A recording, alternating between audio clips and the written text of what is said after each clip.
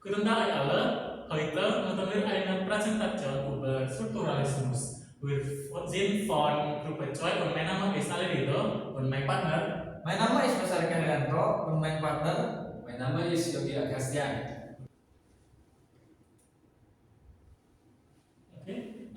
Wiederum der Präsentation. Teman Nummer 1. Was ist die Strukturalismus? Und dann Teman Nummer 2 Geschichte. Teman Nummer 3 der Vertreter und letzte Teman Nummer 4 Analysis mit der Theorie. Was ist die Strukturalismus? Was ist die Strukturalismus? Strukturalisme berasal dari bahasa Latin, yaitu struktura yang artinya koide atau bangunan dan sistema yang artinya metode. Strukturalismus ini menekankan hubungan antara elemen-elemen yang ada pada karya sastra.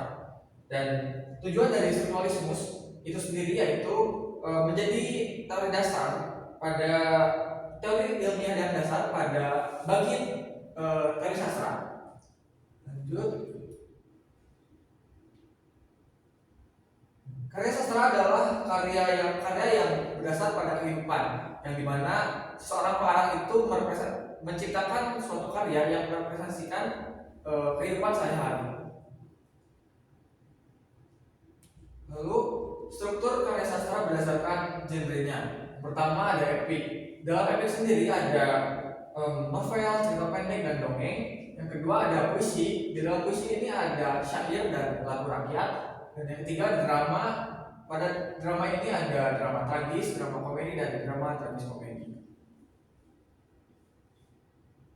Elemen-elemen yang ada pada karya tulis sastra, yang pertama ada topik, yang kedua ada alur cerita, yang ketiga ada tokoh-penokohan atau karakter, dan yang keempat ada latar waktu dan tempat, yang kelima ada gaya bahasa dan diksi, yang keenam ada sudut pandang, dan yang ketujuh ada pesan moral. Selanjutnya ada Geschichte atau sejarah. Yang pertama diawali dengan handung konsep konpotika Aristoteles, seorang filsuf dari zaman Yunani begitu. Kemudian dilanjutkan pada tahun 1915 sampai 1930 ada formalisme Rusia, di mana pada tahun ini muncul tokoh pertama kali mencetuskan teori strukturalismus bernama Ferdinand de Saussure, seorang ahli linguistik. Kemudian pada tahun ini juga terdapat filosofis lain bernama Vladimir Propp yang mempublis sebuah karya berjudul Morphology of the Folktale. Karya sastra ini menjadi karya pertama yang menceritakan tentang teori strukturalisme itu.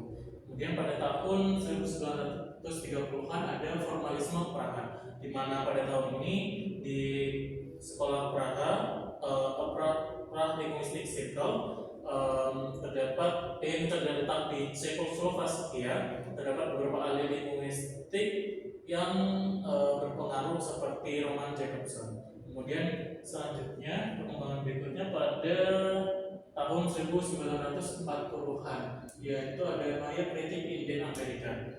Pada tahun ini muncul seorang tokoh kembali bernama Claude Lévi-Strauss yang mengikuti jejak dari Roman Jakobson gitu ya di New York, Amerika Serikat. Setelah pendudukan Nazi di Prancis pada awal Perang Dunia Kedua.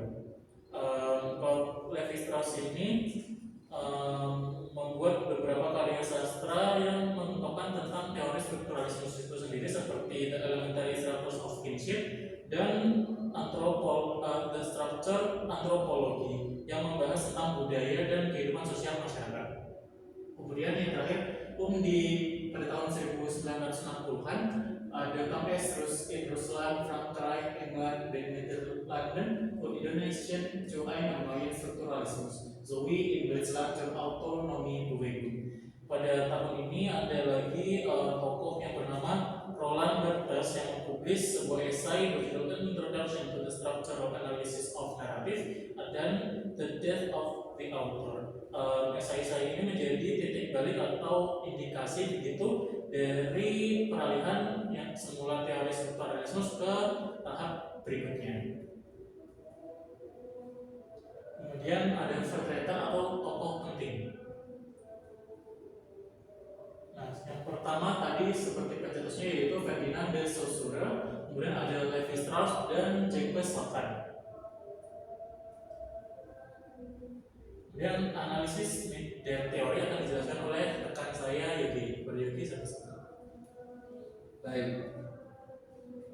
Dalam analisis mid teori, kami mengangkat karya Ercelum no Einmunds, karya Adolf Busch, di mana Ercelum no Einmunds ini adalah termasuk ke dalam sebuah epik atau prosa dengan teori yang kami gunakan menggunakan teori Reinhard Marquardt dengan mendeskripsikan fungsi dan hubungan antar unsur intrinsik dan dengan tanpa melibatkan unsur-unsur yang ada di luar karya sastra tersebut. Unsur tersebut meliputi unsur alur atau plot, unsur penokohan, unsur latar tempat dan waktu, dan kemudian unsur sudut pandang.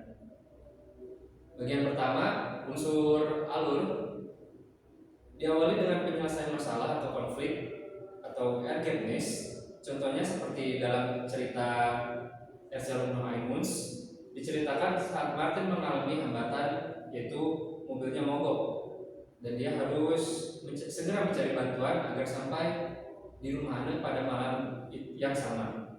Kemudian bagian kedua yaitu Aufgang Situation alles was vorher geschah, atau cikal bakal segala sesuatu yang terjadi sebelumnya. Dalam cerita dikisahkan perjumpaan pertama Anne dan Martin di Prancis. Kemudian bagian ketiga adalah puncak konflik atau Verhalten. Di bagian ini Anne mengirim surat kepada Martin, di mana isi surat tersebut adalah harapan Anne agar Martin segera mengungkapkan cintanya kepada Anne yang sedang dirawat di rumah sakit pada saat itu. Kemudian bagian keempat adalah penyelesaian masalah, di mana diceritakan dalam karya ini Martin mengunjungi rumah Anne dan memutuskan untuk mengajak Anne berjalan-jalan ke hutan, dan pada saat itu Martin mengambil kesempatan untuk mengungkapkan cintanya pada Anne. Kemudian unsur kedua ada unsur penokohan. Contohnya seperti dalam cerita main karakter Martin diceritakan sebagai sosok yang ambisius, pantang menyerah, namun tidak jujur. Kemudian Anne memiliki sifat tertutup, penolong, mandiri dan tabah. Kemudian ada Ibu Anne yang memiliki sifat cinta alam dan angkuh. Kemudian ada Luke yang memiliki sifat suka bicara. Kemudian ada konstelasi tokoh atau hubungan antar tokoh, di mana hubungan Martin dan Anne adalah pertemanan atau partnerschaft. Kemudian Anne dan Luke memiliki hubungan partnerschaft. Kemudian Anne dan Ibu Anne memiliki hubungan pertemanan atas dasar ikatan keluarga. Kemudian dalam penokohan ada yang disebut konsepsi tokoh. Seperti dalam cerita, Martin dikonsepkan dengan tokoh yang karakter sederhana namun tidak mengalami perubahan atau statis. Kemudian adalah Anne dengan karakteristik sederhana namun mengalami perubahan.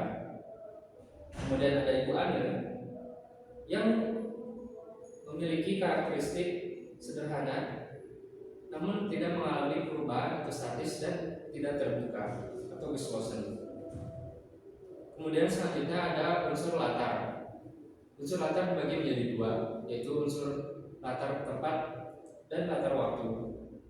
Latar tempat atau raung, seperti contohnya latar tempat yang memungkinkan peristiwa itu terjadi, seperti Paris, rumah Anne, Zurich, atau sebuah penginapan. Kemudian ada latar tempat yang menggambarkan karakter tokoh secara tidak langsung, contohnya seperti Paris dan hutan. Kemudian ada latar tempat yang dapat mengungkapkan suasana hati yang terkait dengan pengalaman tokoh, seperti sebuah ruangan hotel dan rumah sakit. Kemudian ada latar waktu atau site, seperti contoh kata-kata penggunaan suatu pagi atau eines morgens, pukul 3 atau 3 uur, dan hari Minggu atau einen Sonntag. Kemudian ada latar waktu musim seperti im winter atau musim salju dan im herbst atau musim gugur. Kemudian Kemudian ada latar waktu yang menunjukkan fase perubahan seperti masa pubertas. Kemudian selanjutnya ada latar belakang sejarah. Namun dalam karya Erzalum noch einmal ini tidak dijelaskan pada tahun berapa latar waktu cerita tersebut terjadi, karena cerita ini latar belakang sejarahnya tidak terlalu ditunjukkan. Kemudian ada unsur sudut pandang atau bickwinkel.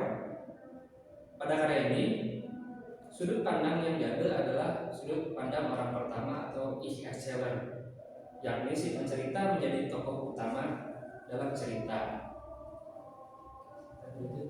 Selanjutnya, moral dari karya ini yang bisa kita ambil adalah jika memiliki perasaan atau pola atau ide begitu, lebih baik segera disampaikan daripada menyesal di kemudian hari. Mungkin cukup sekian itu. Das ist alles von mir. Vielen Dank und auf Wiedersehen. Auf Wiedersehen.